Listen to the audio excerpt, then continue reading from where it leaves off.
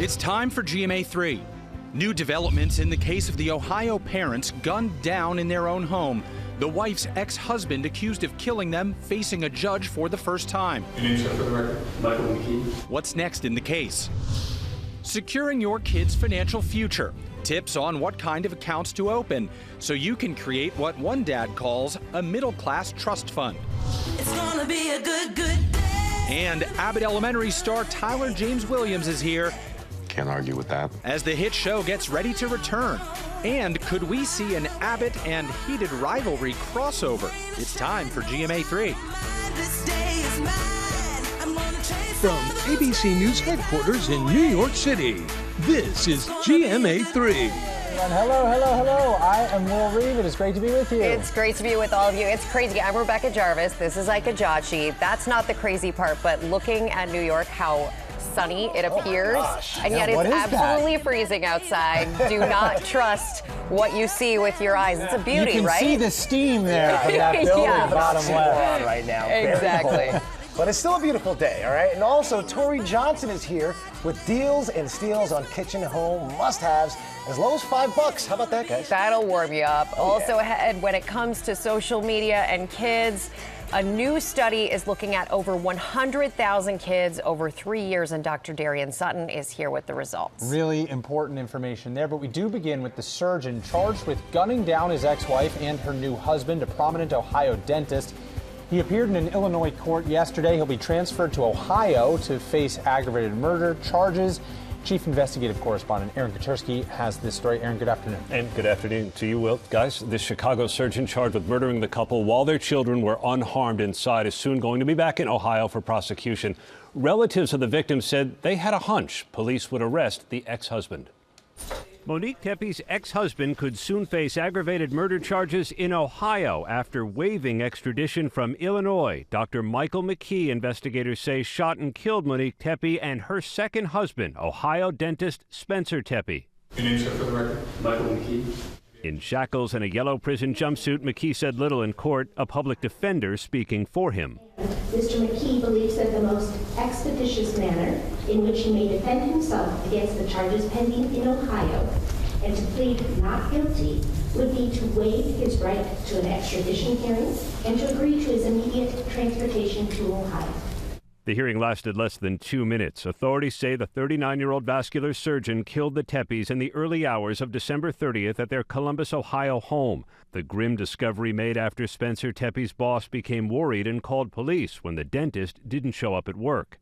He is always on time, and this is very out of character. And we can't get in touch with his wife, which is probably the more concerning thing. A concerned friend went to the home where he heard the Tepes' children, a 4-year-old girl and a 1-year-old boy, inside. I can hear kids inside, and I swear I think I heard one yell, but we can't get in. The children were unharmed. After a 10-day manhunt, authorities took McKee into custody Saturday morning about 400 miles from the crime scene. According to a police affidavit, Ohio investigators tracked a car spotted on surveillance footage before and after the murders, apprehending McKee in Rockford, Illinois. Divorce documents show Monique and McKee wed in 2015 and split in 2017, citing they were incompatible. They shared no children. McKee lives in this luxury condo building in Chicago. One of his neighbors was stunned. I sat down with this man and talked to him up at the pool, barbecuing. He did not seem like somebody that would do something like this. This prosecution is just getting started, guys. So far, police have yet to release a motive for these killings. It's just heartbreaking when you think about the little kids inside the house. Okay, Aaron, thank you. We're going to turn now to the New York City nurses' strike entering its second day, and Rhiannon Alley is at a picket line here in New York. Hello, Rhiannon. Hello, Rebecca. That's right. It is day 2 of the largest nursing strike in New York City history. And not only is there no deal, the two sides are pointing fingers at each other, saying the other isn't doing enough to get a deal done. Yesterday, thousands of nurses walked out of 3 New York City hospital systems with neither side returning to the negotiating table. The nurses union says the hospitals are dragging their feet, while New York Presbyterian Hospital says the strike is designed to create disruption. But the hospitals are open, and temporary nurses have been hired to try and fill the gap. Now, newly elected New York City Mayor Zohran Mamdani joined nurses on the picket line Monday. At issue here are benefits. better pay, staffing levels, and also workplace safety. The work stoppage comes amid a severe flu season with numbers high all across the country, including here in New York City. And there are also concerns about patient transfers, canceled procedures, ambulance diversions, an added strain on hospitals that are not involved in this dispute. And this afternoon, both sides seem pretty far apart on this. We spoke with nurses here this afternoon, and they say they are not confident that the two sides are close to a deal that they will be happy with, Ike. All right, Rhiannon, thanks a lot for that update. Now to the NFL and the wild card round that wrapped up on Monday night. Will Reeve is here. Will, I mean, the games were just unbelievable. I sure am here. I'll be here for the duration. Let's talk about some football, though, because if you like defensive football, this game was for you. If you like sloppy football, this was a good one for you as well, at least for the first three quarters. It was a low-scoring affair through most of the game. You expected it from the Texans. They are the best defense in the NFL. They did not disappoint. Houston held Pittsburgh to just 6 points.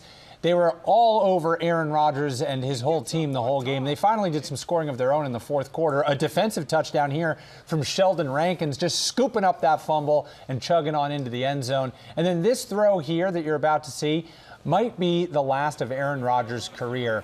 And what an ignominious way to go out. An interception that then gets returned 50 yards for a touchdown. That's Wow. Kalen Bullock on the TD there. The Texans move on. They play the Patriots next Sunday. That is on our airwaves. And the questions will come about Rodgers and if he's finally ready to move on from playing. And if so, the next stop will be the Hall of Fame. He's a four-time MVP. He's a Super Bowl winner, one of the greatest of all time. There's some wondering if it's also the last game in Pittsburgh for Coach Mike Tomlin. He's been there for nearly 2 decades. He led the team to the Super Bowl, the win in 2009. They've gone 9 years now, though, without a playoff win. And the Baltimore Ravens fired John Harbaugh after about the same amount of time as Tomlin. Anything is possible. So now the divisional round is set. We've got the Bills at Broncos, 49ers at Seahawks. That's on Saturday. Then the Texans and Patriots are the early game on Sunday, and that is on ABC. That's followed by the Rams at the Bears in Chicago. So we're down to the Final Four in each conference. I love this. This is like the best week of football, too, the divisional round. So strap up, guys. It's going to be great. Yeah. All right, coming up, how much social media is right for your children? Dr. Darian Sutton is here with the results of a new study that looked at 100,000 kids.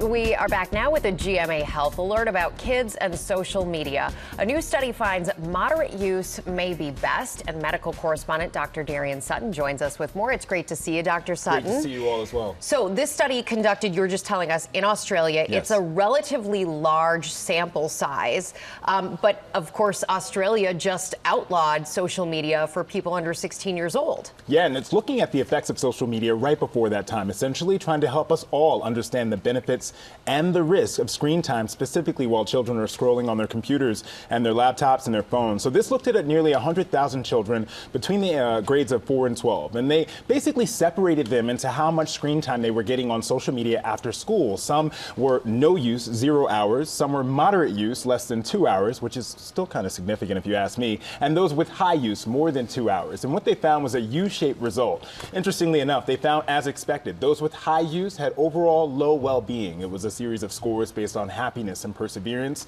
But what was interesting is those with 0 hours also had poor scores in terms of their well-being. And those with moderate use had actually the best outcomes in terms of how their well-being was doing, how they were doing in school, how they were interacting with friends. It helps us to understand that there's some benefit to this. The question is, where's the limit? Yeah, the ones with no use and a lot of unhappiness are probably feeling a bit out of the mix socially, I would imagine. Was there a difference between boys and girls? Yeah, that was also really interesting. So when they looked at those who had high use, those who had more than 2 hours, they had significantly higher levels in terms of poor scores of their well-being, and that was specifically with girls. And that's interesting because on the converse, those with 0 hours, the worst outcomes were tied more likely with boys, specifically in their adolescence. It signals that there's some benefit for this. For example, with boys and their social connections, they're using social media in order to connect with their friends, different from how many of us experience life, and it's difficult to take that science and try to apply it to kids today. So what does that actually mean for parents in all of this? Yeah, I think for parents it means don't panic, don't ban everything altogether. We understand that connection matters, but limits also matter. So for parents out there that trying to understand where do you even start, you can check with the American Academy of Pediatrics to understand what are your basic limits. It's saying that over the age of 5, no more than 2 hours a day. Now, of course, that should come with some type of understanding. You want want to decipher between just doom scrolling and actually connecting with friends. So it's a lot about supervision and understanding what they're doing on their laptops, their screens, and their phones, and also making sure that you check with those parental controls. Many of us don't realize this. You can go right into your phones, and this is for all. You can check with your screen time, understanding where you're standing, and then figuring out how you can make adjustments through that, making sure that you're modeling good behavior. Children are often just simply repeating or mimicking what we're doing, and then making sure that you're helping kids understand why there are limits. That increases the likelihood that they will agree. Taking studies like this, helping them to understand the importance of their brain health, and then applying that in real life, I think that's the key.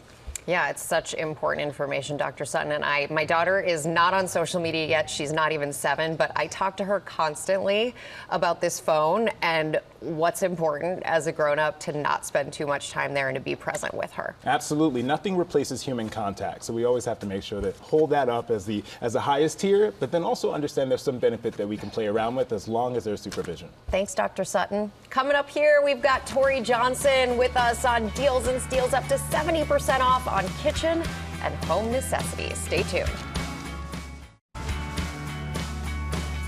All right, we're back now with Kitchen and Home Week on Deals and Steals, and Tori Johnson's here with tools to keep your house in tip-top shape. Tori, hello. Hello. Okay, so first up, you can clean with the power of steam. Okay. That's what you get with this Steam and Go system. So if you'll notice, this handheld attachment also is built right in to this version. Oh, that's smart. Yeah, so you can use it either the stick version like this, to get into those corners and crevices that are often difficult to reach, or you can use the handheld, again, for bathroom, kitchen, upholstery even. Comes with 10 different attachments to be able to use the piece that's going to fit best to the surface that you are trying to clean. And because you can use the power of steam, it means you can use just water, but if you're in one of those like tough, difficult to clean areas and you really want to add some detergent, there's an extra chamber just for that. Oh, you can do that. Yep, so you could use it either way, but really the power of steam is pretty powerful. Yeah. Just on its own. The set is $65. That is almost a 60% savings. That's great. And if you tried to professionally do something like that, it's going to cost you 10x that amount. Okay. Yes. Okay. Grandpa Gus, this is easy, natural way, but effective to be able to get rid of the pests and rodents, or keep them away, I should say. Thank you, Grandpa Gus. Right? Yeah. So one of their most popular is the mouse repellent pouches. This one's 26,000 positive reviews, and it's just little pouches like this, and they use natural actives that are proven effective. So this one specifically, it's a very strong scent of peppermint and cinnamon. It smells nice. Yeah, it does. And so it's that peppermint and cinnamon that's going to keep the rodents away. We've got the indoor fly traps. We also have the mouse repellent sticks, which I like because it comes with this like adhesive on the back here, and so then this just sticks to a cabinet. It can be behind an appliance. Oh, smart. Very discreet areas. And your child isn't kind of Yeah, no I know one's that drill. grabbing at it. Exactly.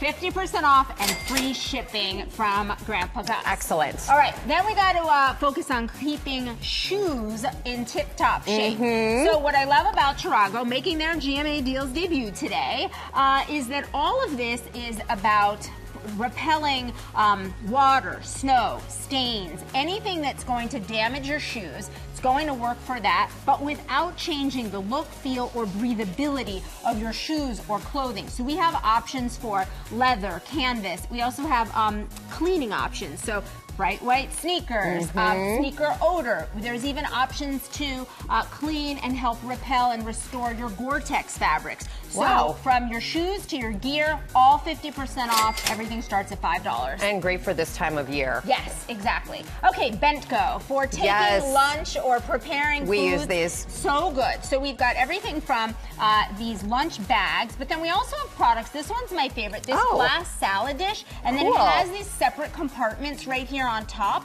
Your so salad that dressing. you can keep the dressing and then all the things that you don't want to get soggy in there. So these are fabulous. We've got a huge assortment. I like even the little snack ones as well. Everything starts at $10 from Bentco. So you can keep up with that packing your lunch resolution. Yes. Now, okay. my magic this carpet. Is nice. So when you've got kids who are prone to spilling something on the floor and it's going to ruin your beautiful hardwood floors, you want one of these carpets because it's got a magic waterproof inner lining that prevents it from seeping to the floor, and it also is a whole non-slip surface as well. These are fabulous in your high traffic areas. They're up to 70% savings and a huge assortment online. And then finally, candles from Homework. Smell this one. That's like taking that me smells away. so nice. Right? That's like I just had a vacation, but I am already ready for another one, pina colada type. Then this is one of their most popular ones, Sunday morning cereal. Oh, fun. Kind of reminds me of Fruit Loops. We've got hand soap too. Everything slashed in half. Plus, free shipping. You got it. Thanks, Homeworks. You're always taking care of us, Tori. Thank you so much. And we partnered with all these companies on these great products. You can get them at GMAdeals.com or that QR code. We'll see you in a minute. Welcome back to GMA3.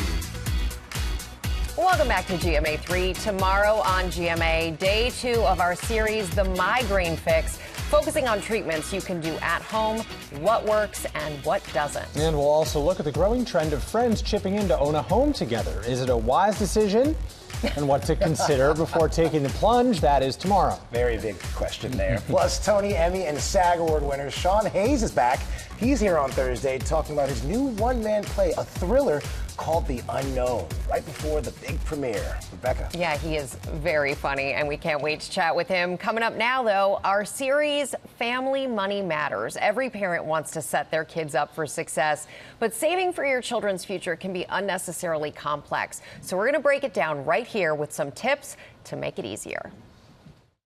After paying off $100,000 of debt in his 20s, Dan Brigham knew he wanted better for his son. I grew up with a single mom in a trailer park, so I had absolutely no financial literacy. Growing up that way actually is what fueled me to be really passionate about finances. So he and his wife, Katie, started investing for their son's future before he was born, opening a 529 college savings account, contributing about $150 a month.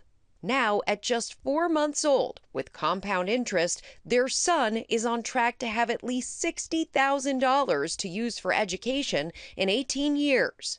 The 529 plan is a part of 3 accounts that Dan calls the Middle Class Trust Fund, which also include a custodial brokerage account and a custodial Roth IRA. For about $300 a month, you could invest in these 3 accounts, and you could pay for your kids' college, you could help them buy their first home, and you could pretty much set them up for retirement. If you start investing early, you will have years, sometimes decades, for that money to compound. And you can even encourage friends and family to forego traditional gifts and make contributions. Like Emily Robinson, who helped start a 529 college savings account for her goddaughter. Today we are adding some money to Brinley's college account because she counted to... how many? 28. Even more. 108. Honestly, the biggest thing is watching her understand that she can go to college and that there are people actively planning for her future. Absolutely huge, and she's along for the whole ride. And you can open any of these accounts, 529s, custodial brokerage accounts, and custodial Roth IRAs through your bank or a brokerage. A custodial brokerage account gives you the most flexibility here because the money can be used for anything, a first car, a down payment on a home, and your investment gains are taxable there. So that is important to remember. A custodial Roth IRA will set your child up for retirement, but the child has to have earned income to open one. And a 529 grows tax-free for education. That's the beauty of it. It can even be rolled into a Roth IRA up to $35,000 if you don't use it for education. And guys, this is a great baby gift because you can actually give a 529 gift card. They sell them at places like Walmart and CVS. Oh. So if you're looking for a baby gift, okay. And I know I will be soon. Ike's going to be a dad very soon, and we're really excited about it. We're really, really excited about it. Yes, very, very exciting times here. So I've been taking a lot of notes Yeah, and all good. the reports recently, so thank you deal. for that. All right, now we're going to go to Hannah Batah for Pop News. It's great to see you. It's great to be here, guys. And by the way, congratulations. Thank you. Yeah, see it out. We just met moments ago. You failed to mention that. Well, you know what? there is someone who just may be having a better day than you and I, and it's the new reigning queen of the box office, Zoe Saldana. She has just become the highest grossing actor of all time. She takes the title from fellow Marvel star Scarlett Johansson. The new record is thanks to Saldana's latest movie, Avatar: Fire and Ash, the threequel putting her over the edge. Her movies have now grossed a total of $16.8 billion. Wow. And this amazing feat in the past 25 years, her first movie role, here's a little nostalgia, was the 2000 movie Center Stage. So congrats to Zoe on this amazing accomplishment. The real ones, by the way, will remember Crossroads. Yes. I do remember that was the Britney Spears starring vehicle. We need a sequel. Okay. It's time. We're good. And speaking of movies, by the way, we have the perfect Valentine's Day movie for you. The beloved 80s romantic comedy Pretty in Pink is returning to the big screen exactly 40 years, nearly to the day after it hit theaters back in 1986 during the most romantic time of the year. For Gen Xers, it was the coming-of-age comedy. Teen icon Molly Ringwald playing Andy, the high school outcast who must choose between her best friend Ducky or a rich but sensitive playboy named Blaine, played by Andrew McCarthy. Pretty in Pink will return to theaters February 13th to 16th, and tickets are available now at participating box offices. I love a throwback. I need this nostalgia in my life. Couldn't agree more. And now turning to Harry Styles, turning up the heat on the idea that a new album is coming, maybe sooner rather than later. The Grammy winner debuting a brand new website called WeBelongTogether.co. He's also put up billboards around the world featuring the same phrase, "We belong together." And the clues don't stop there, you guys. Over the holidays, Harry quietly dropped a surprise new music video for his instrumental song Forever, Forever, with fans at the time guessing that it meant Harry would not be gone forever. Plus, how did the music video end? Yeah, you guessed it, with the graphic of the words "We belong together" on the screen. Harry had a very similar rollout for his most recent album, 2022's Harry's House, which gave us hits including As It Was, one of my favorites. It's been 3 years since the album and 2 years since Styles wrapped up his tour of Love on Tour. Maybe 2026 is shaping up to be a golden year for Harry, wouldn't you guys? Probably. Yeah, I think so. I remember Harry's house. There was an actual physical Harry's house, and it was near here, and there were lines like blocks and blocks and blocks. He was living there waiting for Harry. Yeah. Anything for Harry. And finally this morning, to the sweetest story going viral online for good reason. 3-year-old Mally saw his hero Mickey Mouse at Disney on Ice recently, and his reaction is melting hearts everywhere. Check this out.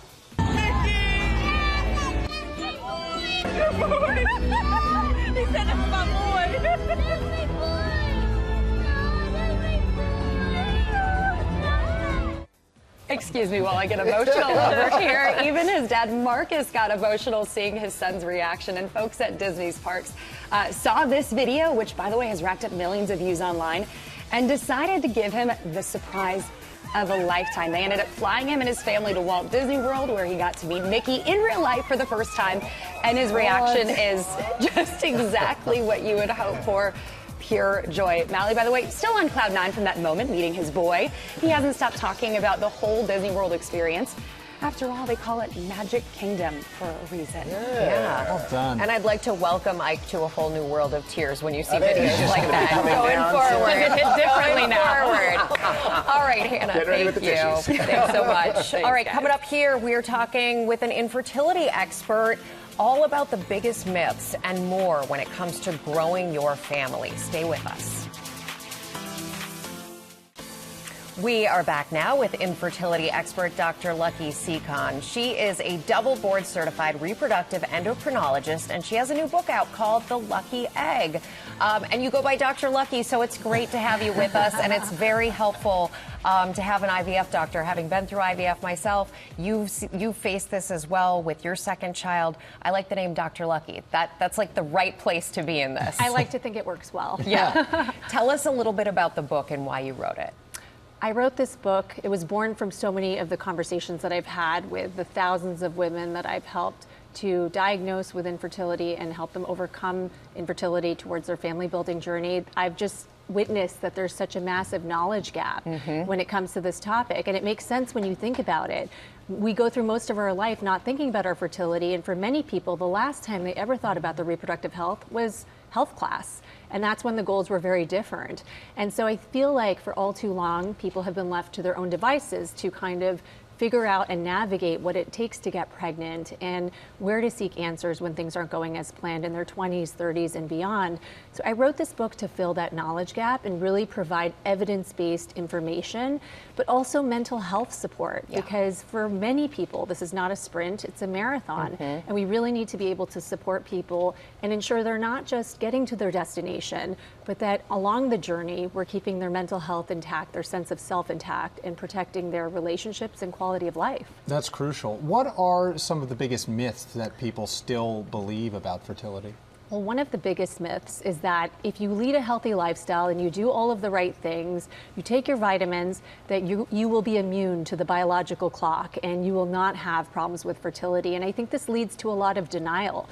And even if you feel younger than your chronologic age, the biological clock, timing, biology, those are all real factors. And it's important to be realistic about that and have a true understanding so that you can make timely decisions. Now, how will the lucky egg help people, whether or not they're currently trying to have a baby? I hope that everyone reads this in their 20s. I hope they read it well before they even start trying so that they can kind of get up to speed on how their bodies work and they understand the realities of timing and why it's important to know when they're ovulating. What are the different red flags that they should be looking out for, even when thinking about their cycles, and understanding where to go and when to go seek help if they're running into trouble, because it is a time-sensitive issue.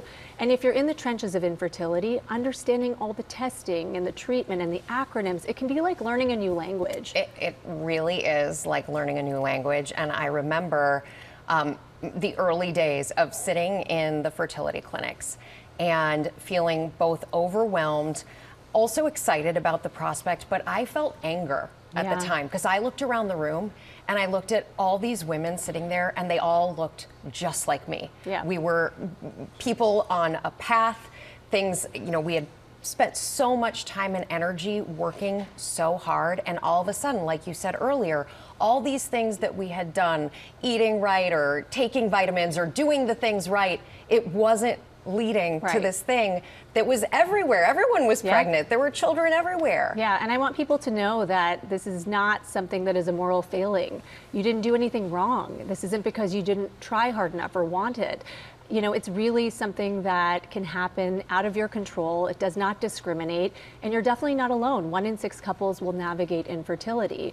So I really want us to be opening up this conversation so people feel like their story is represented. There's so many different types of family building journeys. Yes. Whether you're single and trying to preserve your fertility for the future, whether you are navigating building your family on your own or as a same-sex couple, or if you're a couple that's been trying and doing all of the right things and still not seeing that positive pregnancy test. I've been on both sides of the examination table, and what I can tell you is while it's hard and it can be very overwhelming, if you arm yourself with the right knowledge, you can really move forward with confidence, and you should have hope because all it takes is one lucky egg. Well said. Thank you so much, Dr. Lucky. And the lucky egg is available now. Coming up here, Tyler James Williams from ABC's Abbott Elementary is here. We're going to have some fun.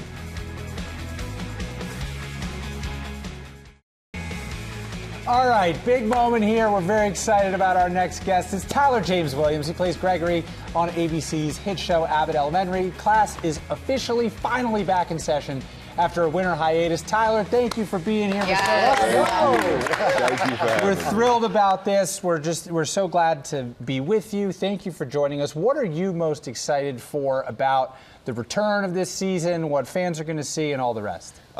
So at the end of before we took our hiatus, the school had a big issue where we could no longer be at the school. So right now we're Sounds familiar. Yeah, right now we're in a mall, which is a little chaotic. And the Near the Claire's Boutique. Yeah, right there. It's right there, right down the block. Get your ears pierced and then go on and learn about simple math. But yeah, we're there now, and in tonight's episode, you start to get a little bit of parents are starting to push back. You know, naturally they're not very excited about this. Right. Yeah. Yeah, I love, you know, when you walked in here, we all congratulated you, and we're all like, it's amazing, everything. And you're like, it's award season. It's here again. It's that time. And that's the thing, because this show has just captivated audiences for such an extended period of time, and people love it, and they love you and all of these characters. And I wonder, when you look back, what has it meant to your life? I've had a lot of really incredible rides in my life, but I think this one is definitely up there. It's definitely top 3 at the very least. Top 3? I want to know about the other 2. I mean, I'm saving some room for other things to happen in my life. I'm leaving it for that, but it's been incredible, you know, to be 5 years in and still have people tuning in and still laughing with us and still following these characters along. It's very hard in this world currently where people are used to get maybe 3 seasons broken up over 8 years. They come back year after year, and it's really a blessing. Let's take a look at a clip. Hey, Ava. What do you want? I'm busy. And what's crazy is I'm not lying. Well, we just met with the heads of the PTA, and they suggested a meeting with you and the parents where you answer everything. Everything like what? Well, they have questions about bus routes and air quality and why their kids are learning in classrooms made of broken glass. Well, that'll be a waste of time. What's really a waste of time is the hour we lose every morning dealing with this. What do you want me to tell them? I don't know when we're going to be back. Well, if I learned anything from my time as principal, it's that I think they just want to be heard. Yes, I would love a water. Thank you, Gregory. Now, I got to say something, okay? You directed this week's episode of Abbott, okay? And you were also just nominated for an NAACP award for your directorial debut last season. Congratulations, my man. I mean, the accolades are coming. We saw this business here. So it's that time. It's that time. So how do you feel just getting all these accolades poured onto you right now? It's hard to process. I think later when we're done with the show, I'll be able to actually sit back and take it all in. We're still in the thick of it, but I don't know. It's been very, very rewarding to have people acknowledge your work as it's happening. Yes, especially, I would imagine, after years and years of not getting that kind of feedback. And it's not because of you, but it's because everybody, you know, everyone sees these overnight success stories, but it's never like that. It's never like how that. it works. Okay, I got to ask you, heated rivalry, Abbott Elementary crossover. Janelle James put it out there. What are the chances we're going to get it? I just don't know how that would work. I'm assuming it's like a Jacob. Like summer vacation at the cottage. Something. I know most they of our... sell hockey equipment at the mall. Yes, they have to sell it, because most of our cast definitely can't skate. There's no way Gregory's getting out there on the ice. You go to a hockey game featuring and then the kids. I'm happy to write no credit even. Can you? Great, yeah. Okay, wonderful. I'll bring your pitch in tomorrow when I get back to work. Yeah, gotcha. Well, Tyler, thanks, man. This is such a treat to have you here, and we're so excited for your continued success. Truly. Can't wait to see what the other top 2 moments are in your life, because this I'm is a leaving big one deal. for kids, maybe. Like a birth, but we'll see if you that saw our happens. fertility segment just before. I did. It's on the brain. Well, cool, man. Thank you. Congratulations. And we're so excited to say that Abbott Elementary returns tomorrow night right here, ABC, 8:30 p.m. Eastern. It streams the next day on Hulu, and we will be right back. Savor that day, folks. Thanks for watching. And for more news, check out What You Need to Know anytime on Disney+. We hope you have a great day. See you tomorrow. More fun in store. Tomorrow's Wednesday. Sure is. Hump day.